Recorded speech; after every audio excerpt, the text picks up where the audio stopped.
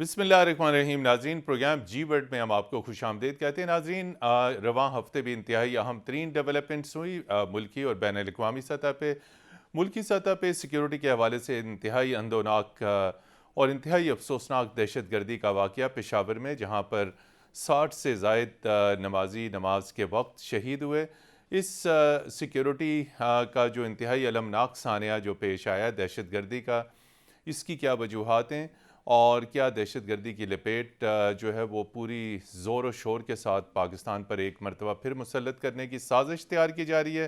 اس کے پیچھے کیا محرکات ہیں، کون سی قوتیں برسر پیکار ہو سکتی ہیں؟ اور اس کے ساتھ ساتھ آسٹریلوی کرکٹ ٹیم پاکستان کے دورے پر ہے، لیکن افسوس کی بات یہ ہے کہ بھارت کو کسی بھی صورت میں یہ چیز ہضم نہیں ہو رہی کہ بین الاقوامی کرکٹ پاکستان میں ایک مرتبہ پھر پلٹ کے آیا اور آسٹریلوی کرکٹ ٹیم کے ایک انتہائی اہم رکن کی فیملی کو بھارت سے دھمکی آمیز پیغامات بھجوائے گئے، اور اس طرح کے واقعات بھارت پہلے بھی پاکستان کے خلاف کر چکا ہے۔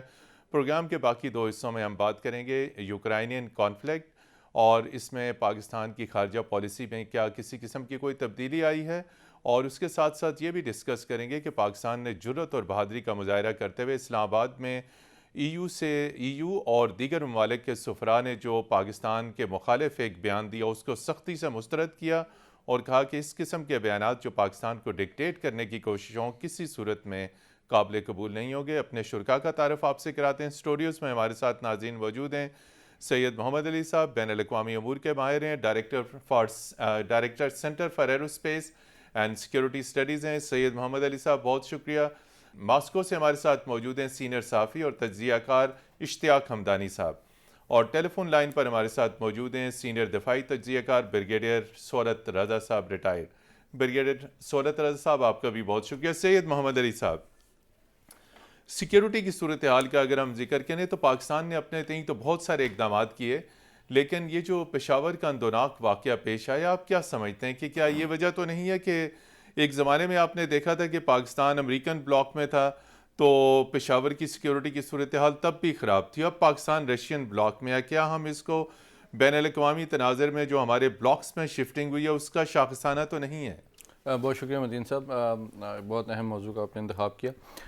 سب سے پہلے میں سمجھتا ہوں کہ یہ جو بہت ہی اندوناک واقعہ ہوا ہے پشاور میں، اس کی ٹائمنگ، اس کا ٹارگیٹ جو ہے، اس کی بڑی سگنیفیکنس ہے، کیونکہ جیسا کہ آپ نے کہا کہ نہ صرف آسٹریلیا کی کرکٹ ٹیم اس وقت پاکستان میں موجود ہے، بلکہ ازبکستان کے صدر کا دورہ بھی اس دوران جاری رہا او ہے۔ آئی سی قریب ہے، او آئی سی جی وزراء خارجہ قریب جی ہیں، بالکل۔ بالکل۔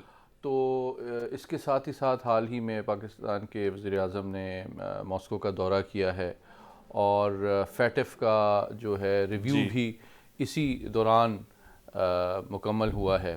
ابھی آئی ایم ایف سے ہمارے مذاکرات بھی ہونے ہیں، تو بڑی اہم تو ڈیولپمنٹس یہ ہیں۔ جو ٹائمنگ ہے اس وقت، اس واقعے کی وہ بڑی اہمیت رکھتی ہے، اور میں فرینکلی سمجھتا ہوں کہ جو ہمارے دشمن ہیں جو کہ پاکستان کے خلاف ہائبرڈ وارفیئر لڑ رہے ہیں، جس کا مقصد صرف پاکستان میں انٹرنل سیکیورٹی کو ہارم کرنا نہیں ہے، ہماری جو سوشل فیبرک ہے اس کو ڈیمیج کرنا نہیں ہے، بلکہ ساتھ ہی ساتھ ہماری عالمی سطح پہ جو ساکھ ہے اور ہمارے ملک میں جو لوگ انویسٹمنٹ کرنا چاہتے ہیں۔ دیکھیے، اسی ٹائم پہ یہ ہوا جب کہ ازبکستان کے صدر پاکستان میں تھے، اور انہوں نے آپس میں ٹریڈ کی، ریلویز کے ٹورزم کی، انڈسٹریل ایکسچینج کی، اور اکنامک کوآپریشن کی بات کی ہے۔ تو یہ بیسیکلی ہمارے دشمنوں کی کوشش ہے کہ وہ جو فورن انویسٹمنٹ ہے اور جو عالمی برادری پاکستان میں تجارتی اور خوشحالی کے مواقع دیکھتی ہے، ان کے اعتماد کو زک پہنچائی جائے۔ جی بریگیڈیئر سہولت رضا صاحب، ایک ایسے وقت میں جب 24 برسوں کے بعد آسٹریلیا کی کرکٹ ٹیم پاکستان میں موجود ہے اور راولپنڈی میں میچز جاری ہیں، اس موقع پر سیکیورٹی کے یہ واقعات کریٹ کرنا، دہشت گردی کے یہ واقعات کریٹ کرنا ہم اکثر دیکھتے آ رہے ہیں۔ اس سے پہلے جب نیوزی لینڈ کی کرکٹ ٹیم پاکستان آئی تھی تو ان کے بھی بعض کھلاڑیوں کو دھمکی آمیز پیغامات بھجوائے گئے تھے، ویسٹ انڈیز کے کھلاڑیوں کو بھجوائے گئے تھے۔ تو آخر بھارت پاکستان میں بین الاقوامی کرکٹ کی آمد سے ناخوش کیوں ہے؟ کیوں اس قسم کی حرکتیں بھارت کی جانب سے کی جا رہی ہیں؟ اور پھر یہ پشاور کا اندوناک واقعہ آپ یہ تمام سلسلے اور کڑیاں کیسے جڑتی ہوئی دیکھتے ہیں؟ دیکھیے متین صاحب، بات یہ ہے کہ بھارت کے جو عزائم ہیں وہ تو کبھی بھی ڈھکے چھپے نہیں رہے، جی اور اس نے ہمیشہ کوشش کی ہے کہ پاکستان کو سیاسی، معاشی، سماجی لحاظ سے عالمی سطح پر آئسولیٹ کیا جائے، اسے تنہا کیا جائے، اور پاکستان میں ایسے حالات پیدا کیے جائیں کہ جس کی وجہ سے جو بین الاقوامی جو ہمارے اگر کوئی معاشی یہاں پر انویسٹمنٹ ہو رہی جی ہے یا یہاں پر کوئی سفارتکاری پہلے سے بہتر ہو رہی ہے کہ لوگ آ رہے ہیں، جیسے کہ ابھی حال ہی میں ازبک صدر یہاں جی پہ تشریف لائے تھے، اور باقی بھی کوئی بین الاقوامی وفود بھی جی اسلام آباد میں موجود تھے، مختلف کانفرنسیں ہو رہی تھیں تعلیمی میدان میں۔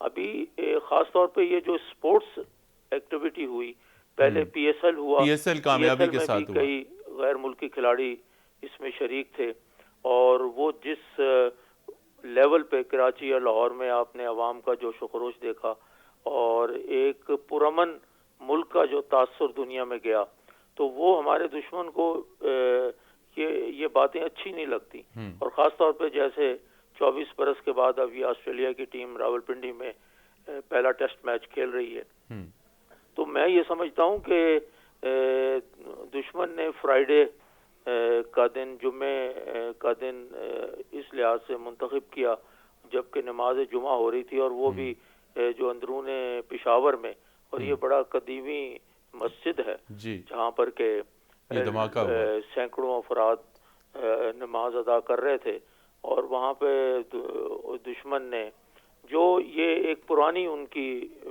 طریقہ واردات ہے کہ یہ بمبار آیا اور اس نے اپنے آپ کو اڑا دیا مسجد میں داخل ہو کر، تو جس سے کہ 60 سے زیادہ افراد شہید ہوئے اور 190 سے زیادہ زخمی ہیں، اور بہت ہی شدید نقصان ہے، لوگوں سانحہ ہے یہ، جس کا بنیادی جو مقصد ہے وہ پاکستان کو سیاسی، سماجی اور معاشی طور پہ تنہا کرنا ہے۔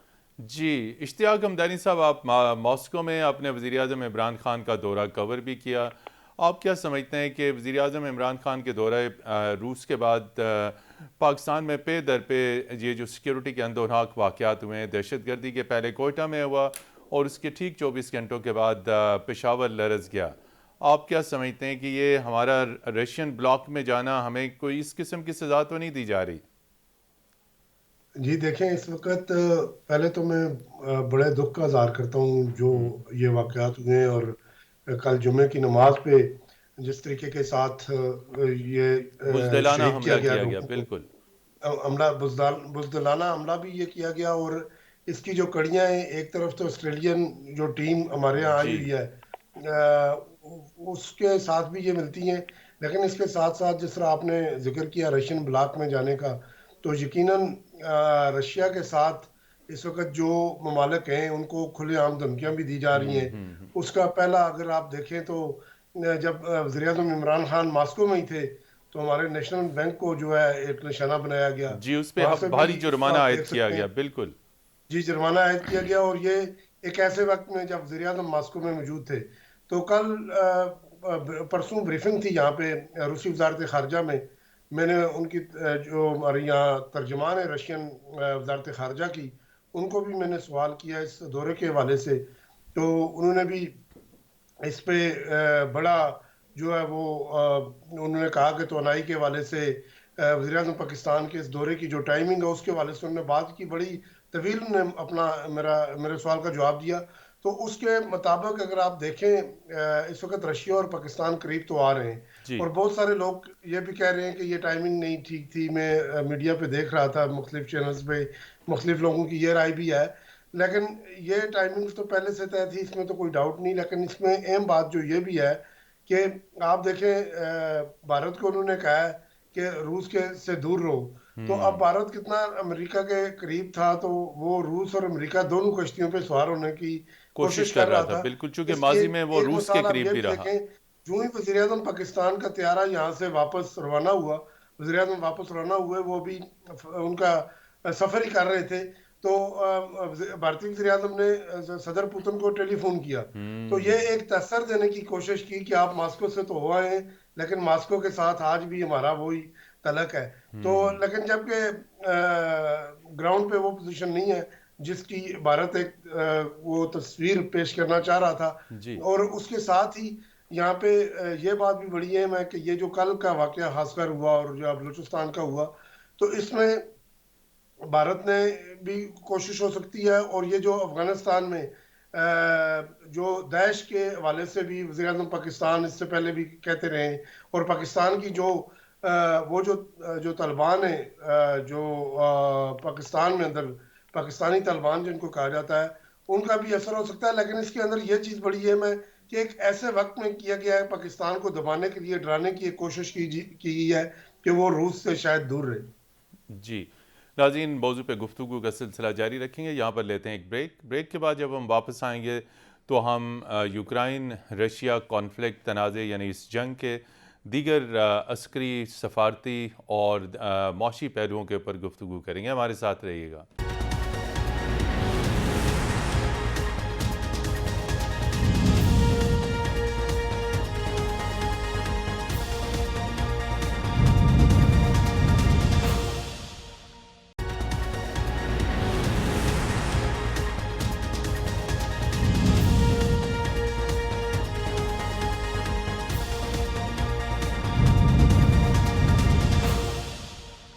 جی ناظرین، پروگرام جی ورلڈ میں ہم آپ کو ایک مرتبہ پھر خوش آمدید کہتے ہیں. سید محمد علی صاحب، تنازع اگر ہم دیکھیں یوکرائن کا تو یہ نیٹو کو توسیع دینے کے اوپر اور پھر یوکرائن کی سرحد کے اوپر نیٹو کا اکوپمنٹ لگا دیا گیا، اور اس کے اوپر رشیا کو بنیادی طور پہ رشیا بڑے عرصے سے اپنے تحفظات کا اظہار کرتا چلا آ رہا تھا کہ یوکرائن کو نیٹو میں کیوں شمولیت دی جا رہی ہے. تو آخر اس وقت یورپ نیٹو کو ایکسپینڈ کرنے کے اوپر کیا یہ تمام تر اقدامات روس کو اشتعال دلانے کے برابر تھے اور یہی وجہ بنی؟ جی یہ ایک اہم وجہ ہے، لیکن اس کے علاوہ بھی کئی وجوہات ہیں. بنیادی طور پہ دو بڑے جید عالمی پائے کے جو اسٹریٹجک تھنکرز ہیں، ہنری کسنجر اور جان میئر شائمر، انہوں نے تقریباً 8 سال پہلے یہ تنبیہ کی تھی کہ اگر یوکرین کی سلامتی کا دار و مدار اس کی نیوٹریلٹی پہ ہے، کہ اگر وہ گریٹ پاور رائیولری میں اگر کوئی حلیف نہیں بنتا کسی ملک کا تو تبھی اس کی سلامتی کی گارنٹی دی جا سکتی ہے. لیکن چونکہ یوکرین کی جو موجودہ حکومت ہے وہ بہت قریبی سلامتی اور سفارتی کے اعتبار سے مغربی بلاک میں شامل ہے، اور ابھی بھی اس کی بھرپور کوشش ہے کہ وہ اس کو نیٹو میں اور یورپین یونین کا ممبر بنایا جائے. حالانکہ یورپین یونین اور نیٹو کا ممبر ابھی تک اس کو بنایا نہیں گیا ہے، لیکن اس کے باوجود تو یہ چیز بتدریج پھر آپ نے دیکھا پچھلے 32-33 سالوں میں کئی ممالک جو ہیں وہ نیٹو میں شامل ہوئے، جس کو ماسکو جو ہے ایک ایکسپینشنسٹ اپروچ آف ویسٹرن یورپ اور امریکہ سمجھتا ہے، تو اس کا اس نے ایک جواب دیا ہے. لیکن اس کے جو 3 مقاصد میری نظر میں ہیں وہ آپ کے ناظرین کے سامنے میں رکھنا چاہتا ہوں. میں سمجھتا ہوں کہ عالمی سطح پہ اس کا ایک بہت بڑا جیو پولیٹیکل اور جیو اسٹریٹجک جو ہے دھچکا امریکہ کی انڈو پیسفک اسٹریٹجی کو لگے گا، کیونکہ امریکہ کی کوشش تھی کہ وہ اگلے 20-30 سال میں چین کو کنٹین کرنے کے لیے اپنی مجموعی جو دفاعی قوت ہے، فضائی، زمینی، بحری، ایٹمی طاقت کا بیشتر حصہ، اس کا ارتکاز وہ انڈو پیسفک کے ریجن میں کرنا چاہتا تھا. لیکن اب روس کے اس حملے کے یا اس کے بعد امریکہ کے لیے مجبوری بن جائے گی کہ وہ اپنی یورپ کی طرف، اٹلانٹک کی طرف اس طرف بھی توجہ مرکوز کرے. تو اب وہ بیک وقت وہ روس اور چین دونوں کی طرف اس کو اپنے پوسچر کو، اپنی ڈپلائمنٹس کو اور اپنی الائنس بلڈنگ کو فوکس کرنا پڑے گا. دوسرا جو بہت امپورٹنٹ اچیومنٹ روس نے اس ایکشن سے کی ہے وہ جیو اسٹریٹجک ڈومین میں اس طرح کی ہے کہ چونکہ امریکہ نے پوری کوشش کی کہ موجودہ جو یوکرائن کی حکومت ہے وہ لڑے اور کھڑی ہو روس کے خلاف اور مخاصمت میں اضافہ ہو، لیکن امریکہ اور ان کو ہتھیار بھی فراہم کیے جا رہے ہیں، لیکن امریکی افواج بذات خود تو نہیں لڑ رہی وہاں پہ. تو اس سے روس نے ایک سگنل دیا ہے ویسٹرن یورپ کو کہ امریکہ کے اوپر سیکیورٹی کا وہ بہت زیادہ انحصار نہیں کر سکتے. اور اس میں ایک سگنل امپلائیڈ یہ ہے کہ کیا ایسا تو نہیں کہ مغربی ممالک کو امریکہ اپنے مفادات کے لیے استعمال کر رہا ہے کہ وہ روس کے سامنے کھڑے ہوں.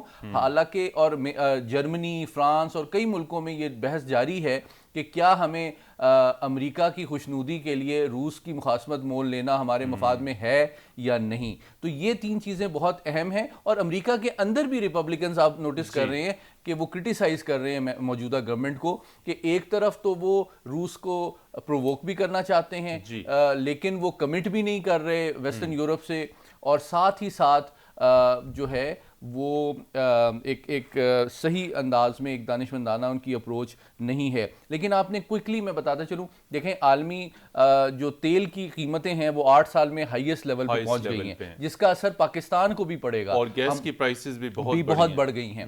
تو اگر دیکھیے اس وقت جو سیاست پوری دنیا کی انٹیگریٹڈ ہو گئی ہے. جی سہولت صاحب، بڑی اہم تیزی سے ڈیولپمنٹس ہو رہی ہیں. رشیا کے خلاف پابندیاں لگائی جا رہی ہیں. ان تمام تر پابندیوں کی پرواہ نہ کرتے ہوئے روس اپنی پوری قوت کے ساتھ یوکرائن کے اوپر حملہ آور ہے. آپ کیا سمجھتے ہیں کہ رشیا کی حتمی حکمت عملی کیا ہو سکتی ہے؟ یوکرائن کو فتح کرنا، یا آپ سمجھتے ہیں کہ کسی سٹیج کے اوپر رشیا بیک آؤٹ کرے گا؟ چونکہ پریشر تو بہت تیزی کے ساتھ بڑھا اور اقوام متحدہ کی جنرل اسمبلی میں پاس ہوئی ہوئی قرارداد آپ نے دیکھ لی ہے. جی اس میں متین صاحب میری رائے یہ ہے کہ اگر چند ہفتوں میں روس کو فیصلہ کن برتری حاصل نہ ہوئی جی تو یہ معاملہ مزید الجھ جائے گا.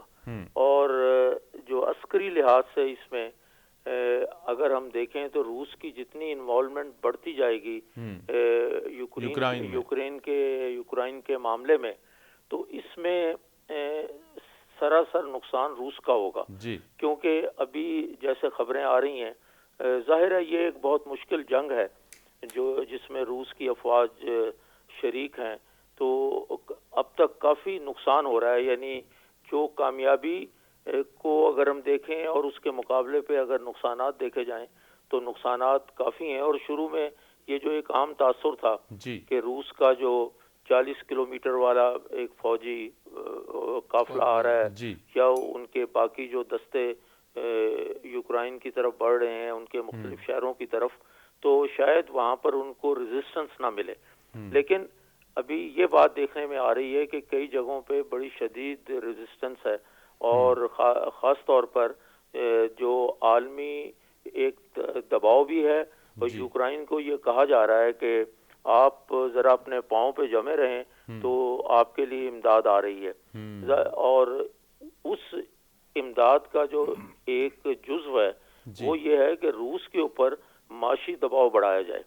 تو میرا یہ خیال ہے کہ روس کی افواج کے لیے اس یوکرائن کو فوری طور پہ فتح کرنا شاید ممکن نہ ہو، اور امریکہ چاہے گا کہ روس بھی یہاں پر ایک طویل جنگ میں اس کو کسی طریقے سے ملوث کیا جائے یا اس کو پھنسا دیا جائے، تاکہ روس کی جو عسکری قوت ہے اس سے بھی ایک جتنی بھی زیادہ وہ ایکسپوز ہو سکے وہ ہو جائے. جی اشتیاق حمدانی صاحب، آپ کیسے دیکھتے ہیں کہ روس کے حتمی مقاصد یوکرائن میں جو اس وقت جنگ ہے اس کے کیا مقاصد ہو سکتے ہیں؟ اپنی فوجی برتری کو ثابت کرنا ہے، اپنے اصولوں پر ڈٹ جانا ہے، اور نیٹو میں جو توسیع ہے اس کے خلاف ڈٹ جانا ہے. آپ اس میں رشیا کے حتمی مقاصد کیا دیکھتے ہیں اور روس کس حد تک آگے جائے گا اب؟ جی میں اپنی بات کرنے سے پہلے سہولت رضا صاحب کی ایک بات کو آگے کنٹینیو کرنا چاہوں گا. جیسے انہوں نے معاشی دباؤ کی بات کی، تو یقیناً اس وقت رشیا کو نہ صرف یوکرین کے اندر اپنی آرمی کو ساتھ آپریشن کرنا پڑ رہا ہے، بلکہ اس کو معاشی دباؤ کا بھی سامنا ہے. جو بڑی کمپنیز ہیں جس طرح ان میں پے پال ہے، دیگر بہت ساری کمپنی، ایک بہت طویل لسٹ ہے، سب وہ ٹائم اتنا نہیں ہے کہ میں سب کا نام لے سکوں.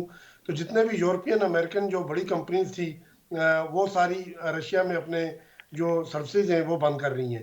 اسی طرح فیس بک اور ٹویٹر بھی یہاں پہ تقریباً بند ہو چکے ہیں. اور یہاں یہ بات بھی اہم ہے کہ ایک طرف تو روس کو جیسے میں نے کہا کہ آپریشن کی مد میں وہاں پہ سامنے آیا. دوسری طرف معاشی طور پہ رشیا پر ایک جنگ مسلط کی گئی ہے. تیسری جنگ رشیا کی میڈیا وار ہے.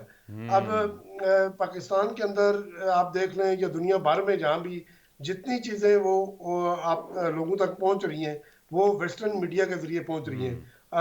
کل مجھے پتہ چلا کہ RT جو رشیا کا سب سے بڑا چینل ہے پاکستان میں بھی، وہ کیبل پہ بھی آتا تھا، اس کو بھی بند کر دیا گیا ہے پاکستان میں، اور کئی ممالک میں وہ بند کر دیا گیا ہے، اس کو ہٹا دیا گیا ہے. تو اسی طرح مطلب یہ کہ جو رشین موقف ہے، روسی وہ موقف سامنے کو نہیں آ رہا. بالکل لوگوں تک، بالکل. دنیا تک پہنچانے میں کافی مسائل کا سامنا ہے. مثال کے طور پہ کہ میں آپ سے، آج رات میری بات ہوئی کیف میں، یوکرین کے دارالحکومت میں 200 سے زائد جو ہے یورپین میڈیا کا ایک ڈیلیگیشن ہے جو اس کو کور کرنے آیا ہوا ہے. تو وہاں پہ میرے ایک دوست تھے، ان سے بات ہو رہی تھی، انہوں نے بتایا کہ یہاں پہ بالکل کوئی رشین فوج جو ہے 25 منٹ میں کیف کور کر سکتی ہے، لیکن یہ خود آ کے کھڑے ہیں، یہ باقی علاقوں کی طرف ایک طرف سے کیف کے اندر نہیں آئیں گے، بلکہ مختلف راستوں سے، سمتوں سے آئیں مختلف گے. شہر کی اطراف سے یہ اندر آئیں گے. تو یہ دوسرے قافلوں کا انتظار کر رہے ہیں. اب ہمارے یہاں مائنڈ سیٹ یہ ہے کہ جیسے ہم اپنے عام طور پہ چھتوں پہ ٹینکیاں بنی ہوتی ہیں تو اس کا وال کھولتے ہیں تو ایک دم پانی نیچے آ جاتا ہے، وال بند کرتے ہیں تو پانی ایک دم بند ہو جاتا ہے. تو یہ بڑا آپریشن ہے. روس اسے جنگ کا نام نہیں دے رہا. جنگ کے اندر، جنگ اور محبت میں جیسے کہتے ہیں سب کچھ جائز ہوتا ہے، تو روس اسے جنگ کا نام نہیں دے رہا، روس اسے آپریشن کا نام دے رہا ہے. آپریشن کے اندر سورت رضا صاحب بہتر مجھ سے بتا سکتے ہیں کہ آپ نے ایک ٹارگٹ کے اوپر جانا ہوتا ہے اور اس ٹارگٹ کو کلیئر کرنا ہوتا ہے. لیکن اب یہ ہے کہ روس جو اپنے ٹارگٹ پہ جس طرح چل رہا ہے، اس کی اپنی جو حکمت عملی ہے وہ اس کے مطابق اپنی گیم کر رہا ہے، اپنا آگے یہ آپریشن چلا رہا ہے. روس کا سب سے بڑا جو موقف رہا وہ یہی ہے کہ نیٹو کی توسیع نہ ہو. یہاں پر لیتے ہیں ایک بریک کے بعد جب ہم آپ کی خدمت میں واپس آئیں گے تو ہم پاکستان کا موقف، پاکستان کی خارجہ پالیسی میں اہم تبدیلی، یوکرائن پر غیر جانبدار رہنے کا فیصلہ، کیا پاکستان کو بھی معاشی پابندیوں، تجارتی پابندیوں کا سامنا کرنا پڑ سکتا ہے، اس نقطے پہ گفتگو کریں گے. ہمارے ساتھ رہیے گا.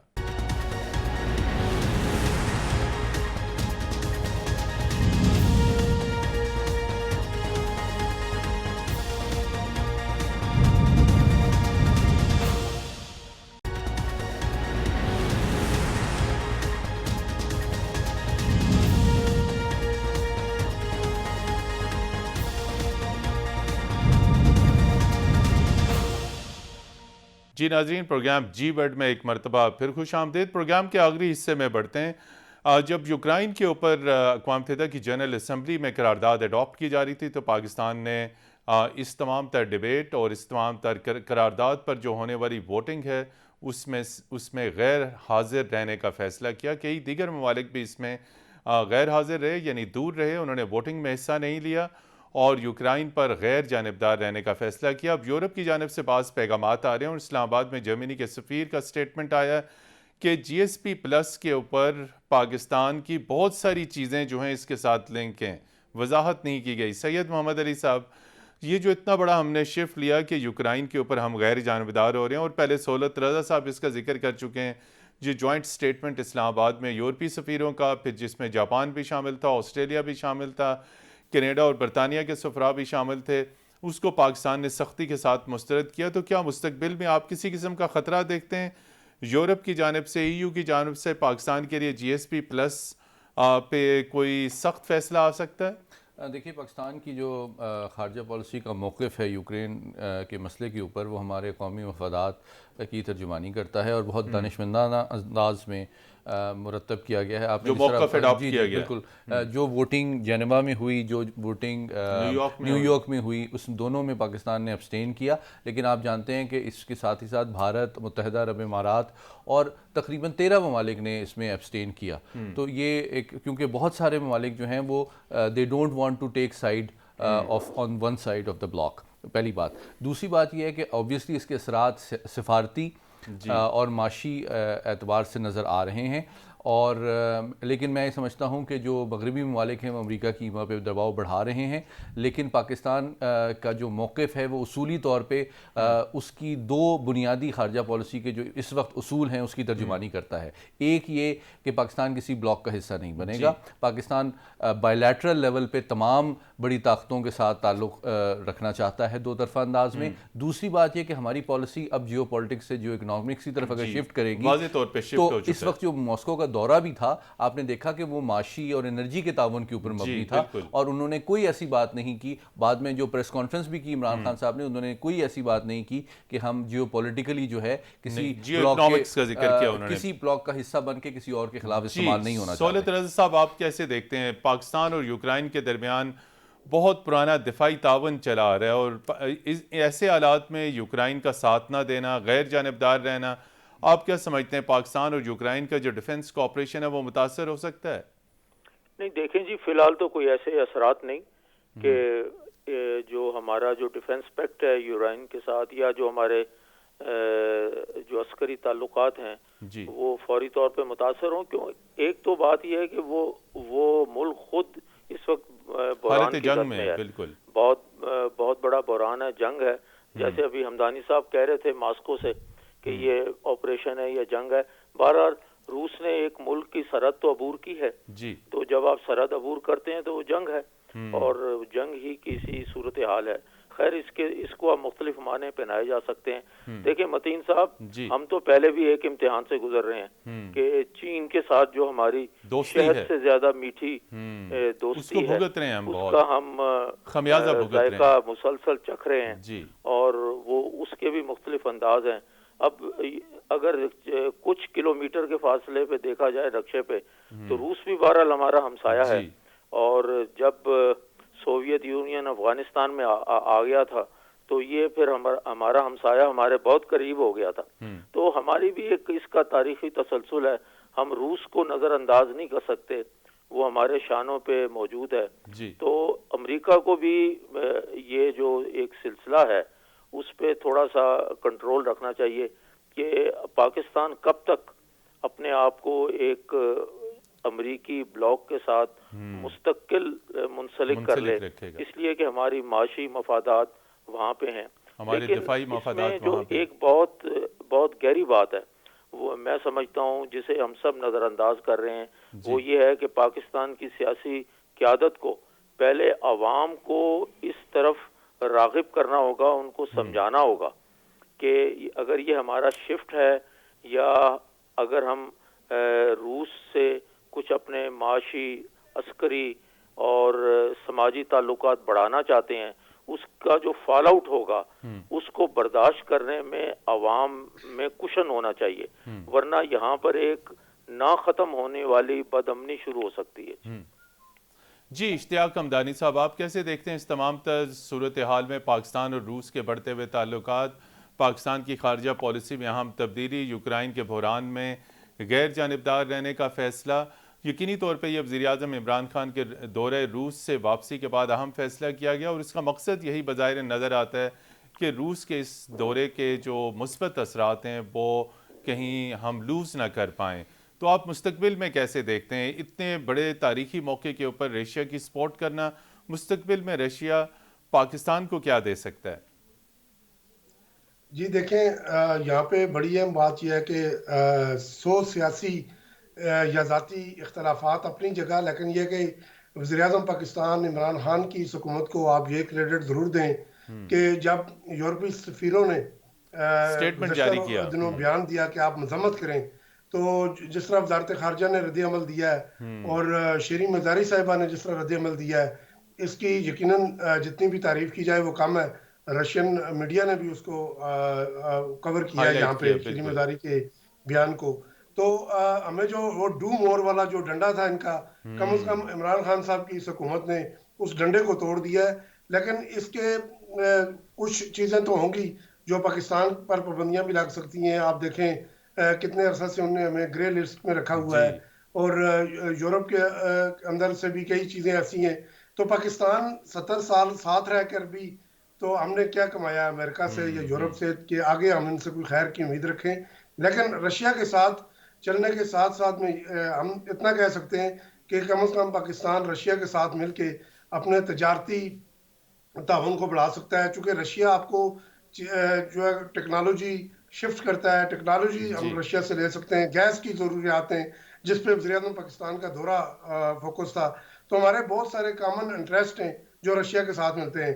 अब आप यही देखें कि एक तरफ तो यूरोप जो है वहाँ पे यूक्रेन में लड़ने वालों की मदद कर रहा है। यूक्रेन के सदर ने खुलेआम कहा है कि जो लड़ना चाहता है हम उसे वीज़ा फ्री देते हैं, वीज़ा फ्री उनके लिए किया है। तो दूसरी तरफ कश्मीर में आज़ादी की बात करने वालों को दहशतगर्द यूरोप करार देता है। ये जो दूरा डबल मजार स्टैंडर्ड है, है, इसके हवाले से ज़रूरत इस बात की है कि इस दूरे मजार पर बात की जाए, और यही वो मौका है कि हम अपने इंटरेस्ट को देखते हुए, हम कश्मीर के इंटरेस्ट को देखते हुए, हम अपने अफगानिस्तान के से हमारे साथ जो किया जा रहा है, बलूचिस्तान में जो किया जा रहा है, इन चीज़ों को हम कामल करें कि आप हमारे साथ क्या कर रहे हैं, हम कैसे आपकी साथ दें।